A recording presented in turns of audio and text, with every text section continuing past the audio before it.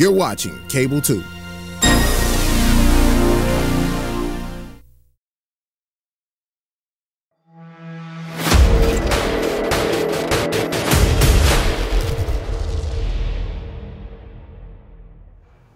Hello everyone, and welcome to today's episode of Let's Talk.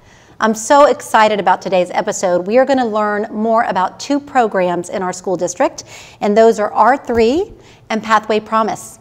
And so with me today, I have two people in our district, two of our amazing employees that are leading these efforts. And so to my right here is Angela McCann, and Angela is the Director of Non-Traditional Learning Programs. And to her right, we have Amina Smith, and Amina is a teacher at R3 and will also be teaching at Pathway Promise. And so I'm really excited these programs, to hear more about these programs and have all of our stakeholders, our families, our students, our community members, staff to learn more about them today. And so we're going to jump in and just to make the connection to our North Star. As we've been discussing, our North Star is all of our students being future ready. And what future ready means is being able to graduate from our schools, demonstrating the durable skills that you see in the portrait of a graduate. And those are skills that include adaptability and collaboration and communication and critical thinking, learner's mindset. There's 7 of our durable skills. And so that's our goal. That's our North Star, is that our students graduate demonstrating those skills at the highest levels so they can succeed in work and in life. And so with that said, our core initiatives that support that are deeper learning, our code of character, conduct, and support, and then inclusionary practices. And so the programs today completely align with the goals of each of those 3 core initiatives, and they're going to help our students really achieve the durable skills, really be able to demonstrate those durable skills. And so we're going to jump right in then to talk more about these 2 programs, and we're going to start with R3. So just while we start, tell us what R3 stands for. Okay, R3 stands for Restore, Reset, Restart. Okay, all right.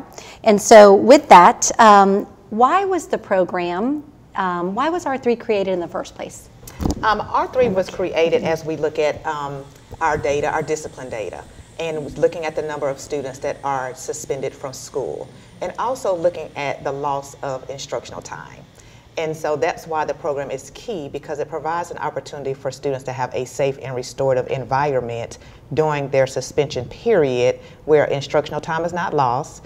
We are engaging in activities to help them right the wrong, yes, and then also repair any of that those unskilled behaviors that students don't have, and really allow them to have a voice. Why did these behaviors occur? Yeah. What do you need from us to support you as a student to move forward, and so that these unskilled behaviors don't occur again? Yeah. I love it. I love it. So it's helping students learn from what happened, because as we all know, with our code, it is really about trying to be more on the preventative side, creating the culture, creating the conditions where students can be successful. And that includes so many things: social emotional learning, restorative practices, and restorative interventions. I know our staff is getting a lot of training, but at the end of the day, we're working with children, and children make mistakes. They do. And make bad decisions sometimes.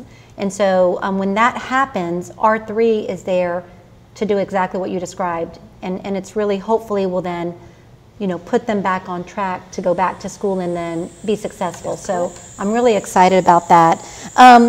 Can you talk more about, and you already kind of mentioned this, but if you describe more, how does it align really when we think about restorative interventions? Like, describe what that might look like for a child that ends up coming to R3. Okay. And so in the process, as students come in the morning in the program, we start off with a community meeting. And so this is an opportunity for students to first introduce themselves to their other peers that are participating in the program, give them an opportunity to connect with the staff. When they come in, they're a little apprehensive. This is a new space. This is a brand new set of adults that they have not been introduced to. And this allows them to participate in activities that bring a sense of comfort. We talk about not so much their particular incidents, but the fact that something has occurred that you're not proud of, and that we are here to help you work through the process of understanding why, you have an opportunity to talk through the situation, who has been impacted by the situation, whether it impacted the school community, your classroom, how it impacted your family, how did it impact you as an individual. And that the same, mistakes happen. And we can recover from any mistake that has occurred. Yes, and so Amina, you get to work with our students that have so far. We just started this program a couple weeks ago. January 3rd. Yeah, and so tell me what that's like. Like, what is your role in this feel like on a daily basis? So I am the EC teacher, and as the EC teacher, I've taken the lead to do the social emotional learning. So I do a lot of social skills teaching. I do a lot of coping skills, interventions. I do a lot of problem solving and helping students to weigh out the consequences of the choices that they make every day. And I do a lot of goal setting as well. I like to ask the students where their areas of need are and how I can best support them in this intimate setting because it's such a small group.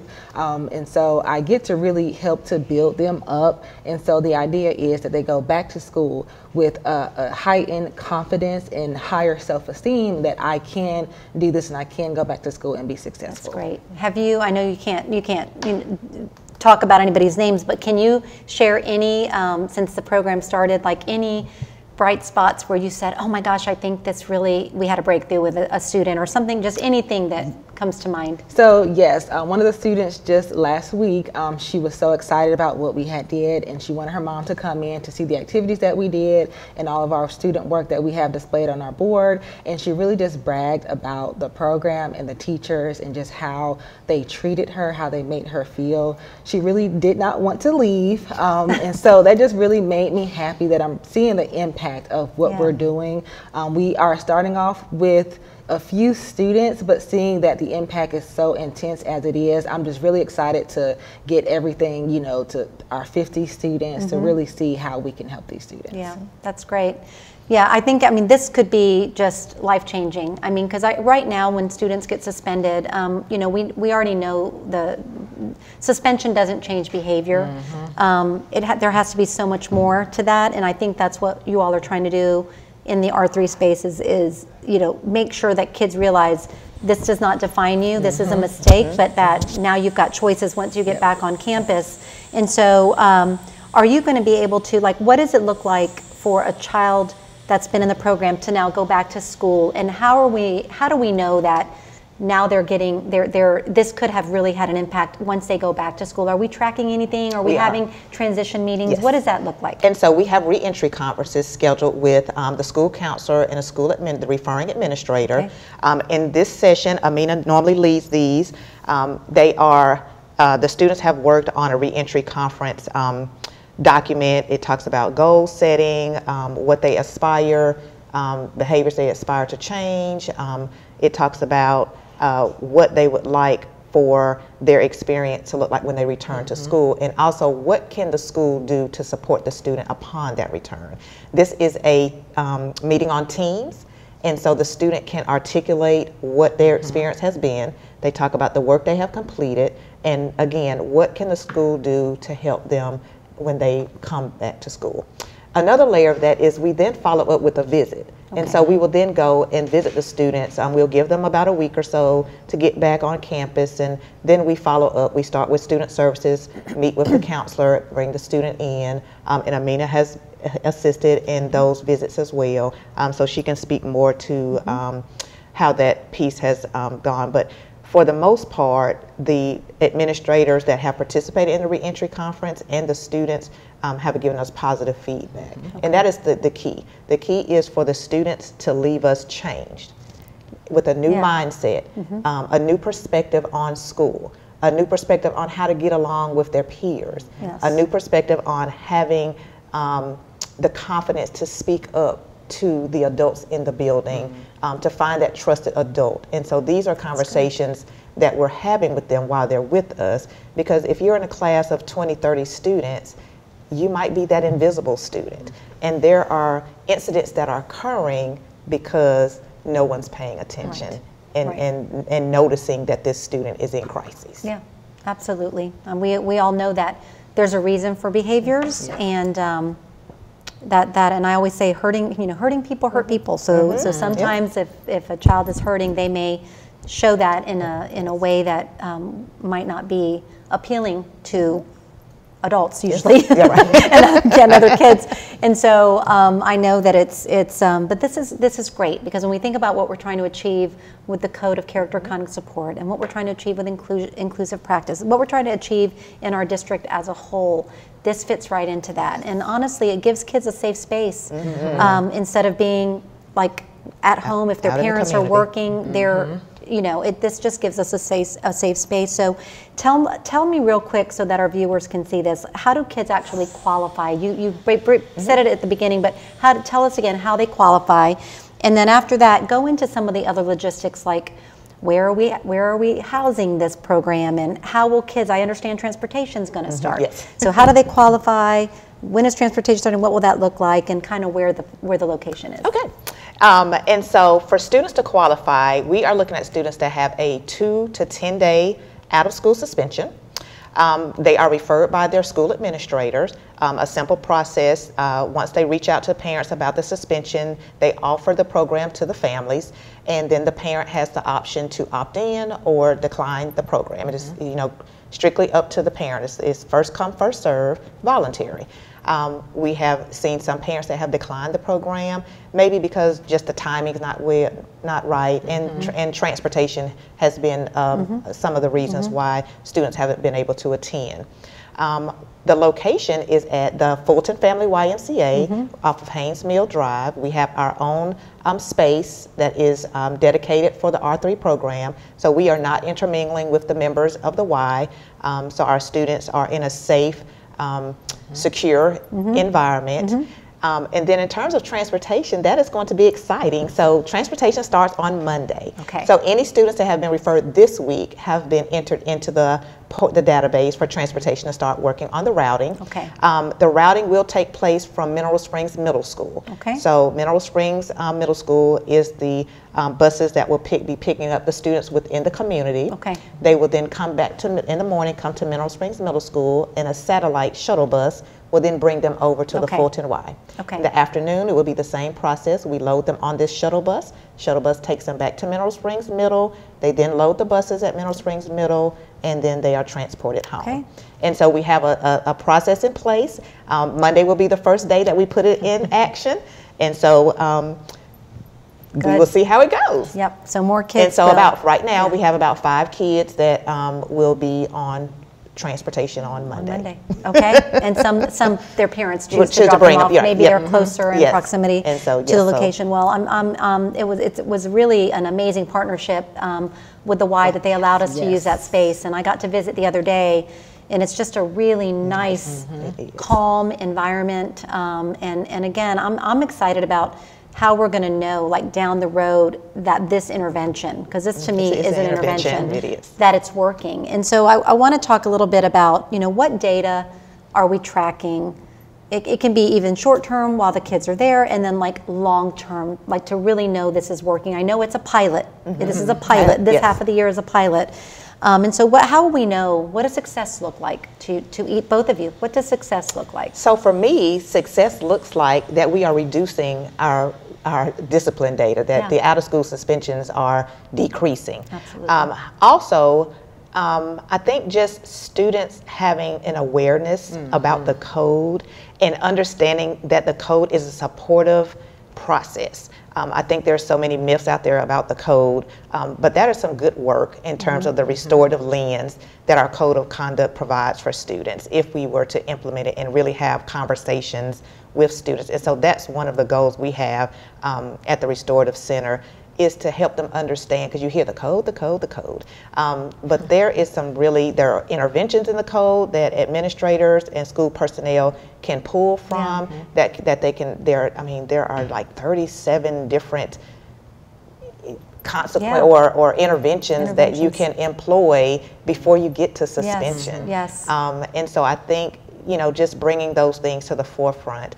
Yes, we know we don't condone poor behavior, but there are also other ways how we can address that poor behavior. Well, to make sure that a child learns from that. This morning before here, I was with our principals and assistant principals, and they had another training today. And they dig into Educator Handbook, find a scenario, and they're basically calibrating on, you know, with this behavior that happened in this scenario, what would you have done with the code?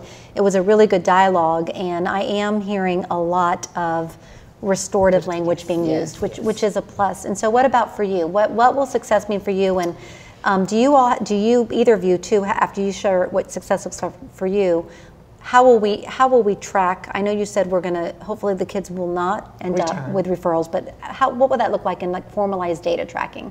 So tell me first about what does success mean for you, and then we'll go into the data tracking. So for me, success is seeing that aha moment with the students and seeing it click, the things that I'm teaching them, with helping them with making choices and those consequences, and that understanding of, oh, I didn't know that before, but now the way that you've broken it down and explained it to me, I can receive that, I can understand it, process it, and I can move forward and integrate that into my problem solving and my day-to-day choices.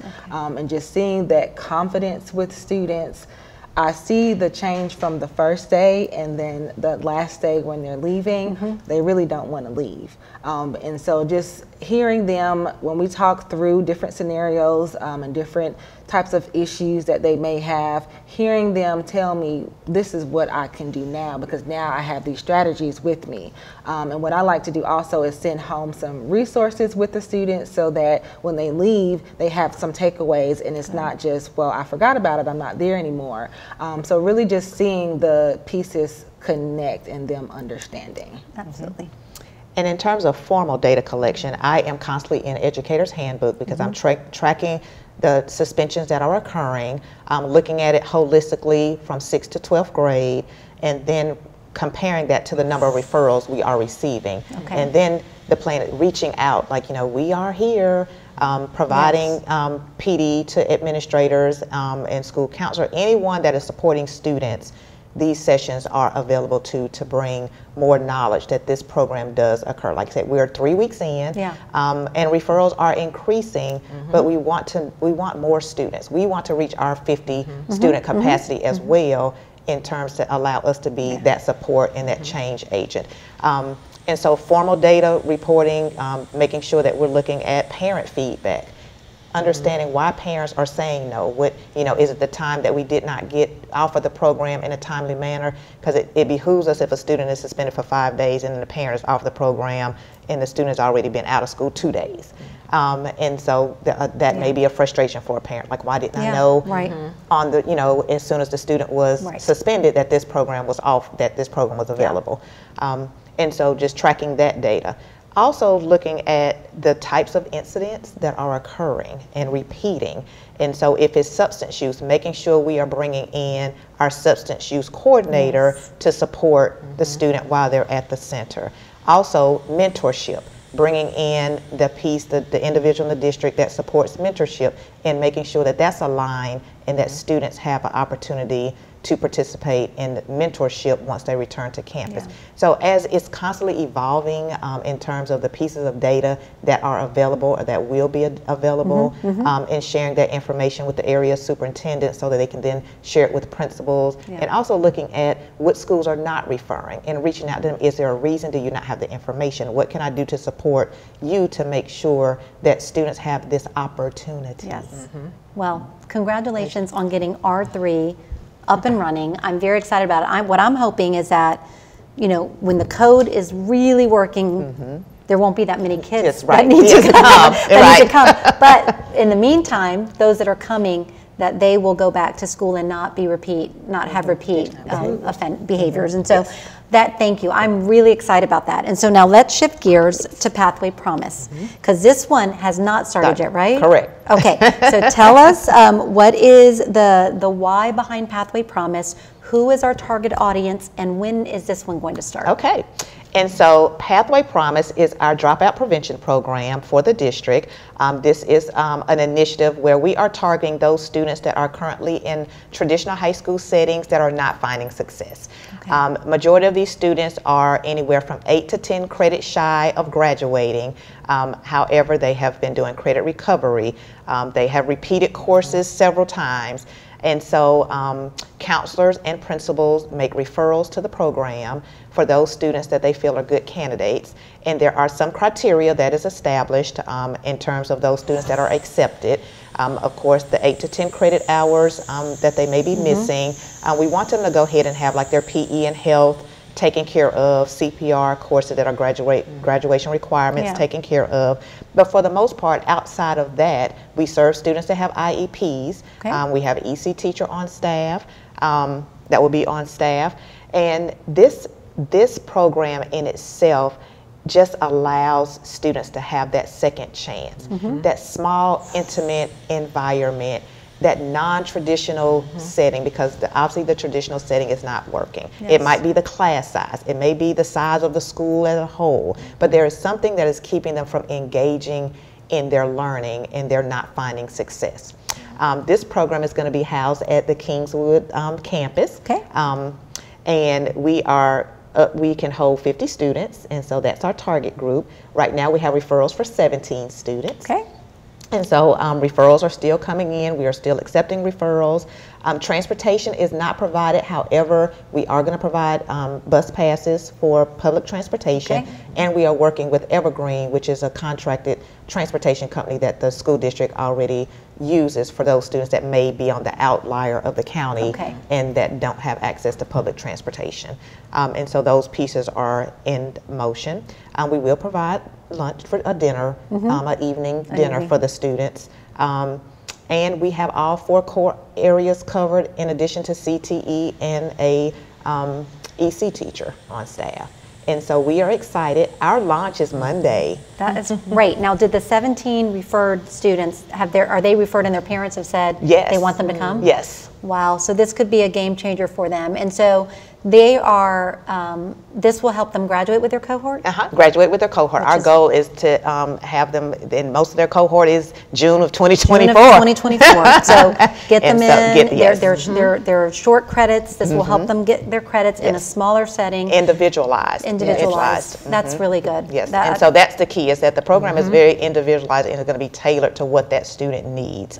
We will use Edgenuity, but we also will be using direct instruction. And so there are staff members there that will be doing new, some kids need credit recovery, some is going to be a new course. And so there is a certified teacher there to provide that instruction. Yeah, I think that's important, because just thinking about if I'm struggling, can I get all that on a computer? So I'm really, I mean, I understand that that's Edgenuity is that credit recovery on the computer, but like having the person in the room that can really explain things, explain concepts that you may need more support with. And so, Amina, will you also be teaching in this program? Yes, so I will be the EC teacher also in the Pathway Promise program. And so like Ms. Angela said, that individualization as an EC teacher, that is what we are all about. We're all about differentiation, modifications, accommodations, and just providing that small group or one-to-one support. I think that's what really a lot of kids need to help push them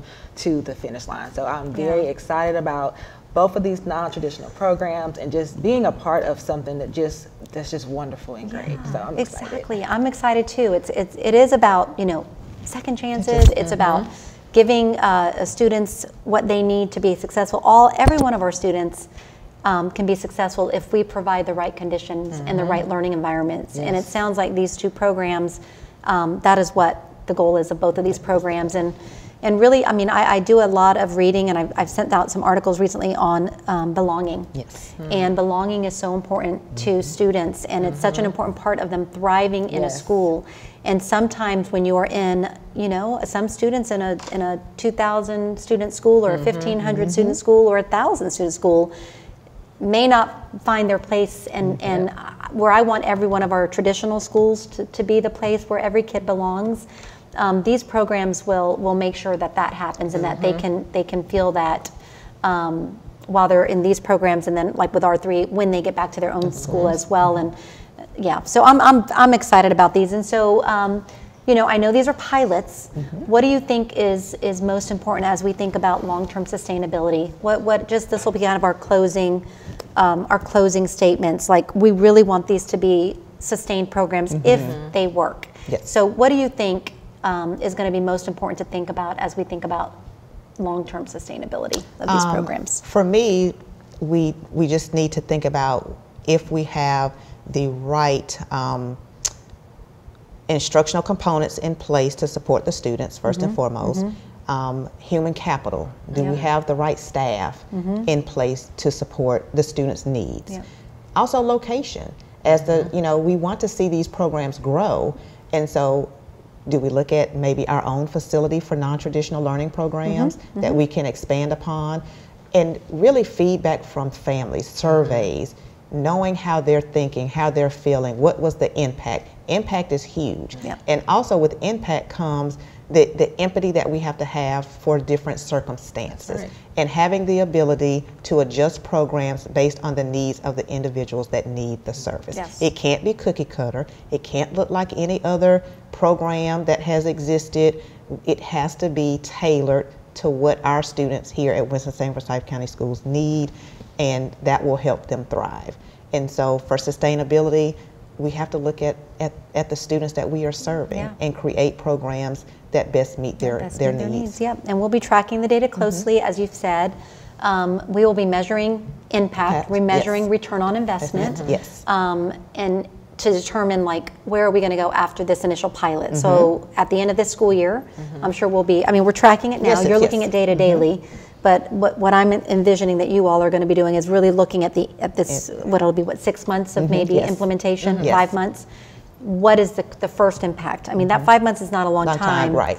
But what is our initial impact as we think about students that have gone back? Because you could track one of your students you just had, Amina, back in their school, and the rest of the year, did any other incidents happen? And wouldn't that be amazing that every kid that you've seen does not have another incident at school? That would be amazing. And just the relationship building. I think that's huge, is them having the ability to build relationships with staff members outside of their campuses. Absolutely.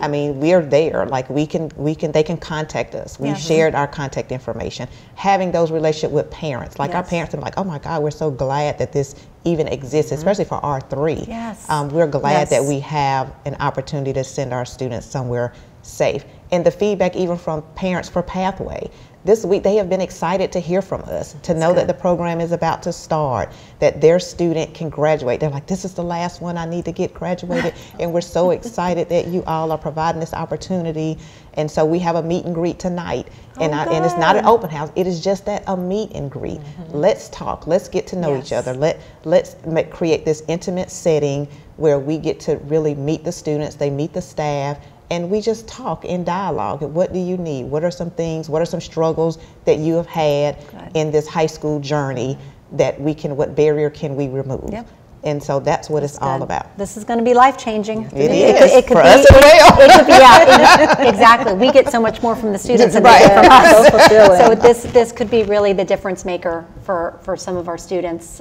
So I thank you so much. I have learned so much. I hope that our viewers that are watching this episode have learned a lot about R3 and Pathway Promise.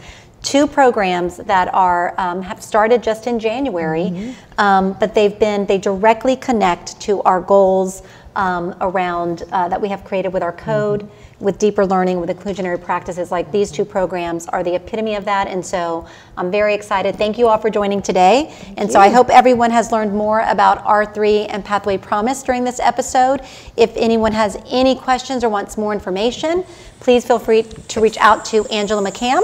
And again, I hope to have you all back in a few months to tell how things are going as we get further into the program. So thank you. Thank you for having so us. much. Thank you. Thank you.